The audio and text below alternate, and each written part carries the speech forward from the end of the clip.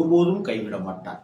நான் இந்த தப்பெல்லாம் பண்ணியிருக்கேன், இதெல்லாம் தவறுன்னு தெரியுது, நான் என்ன செய்யறது, நான் எப்படி இதிலிருந்து மீள்றதுன்னு ஒருத்தன் நிற்கிறான்னா, கடவுள்கிட்ட நிற்கிறான்னா, அவன் கடவுள்கிட்ட டோட்டலாக சரண்டர் ஆகிட்டான் அப்படின்னு அர்த்தம்.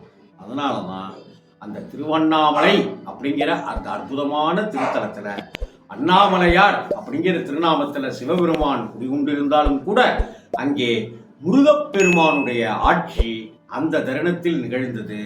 அருணகிரிநாதரை காத்தருளியது, அருணகிரிநாதரை ஆசீர்வதித்தது.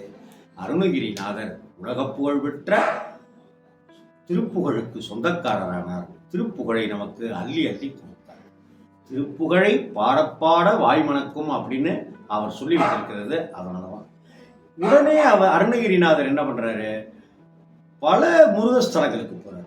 இங்க திருமுருக கிருபானந்த வாரியார் என்ன பண்றாரு, அப்படித்தான் பண்றாரு.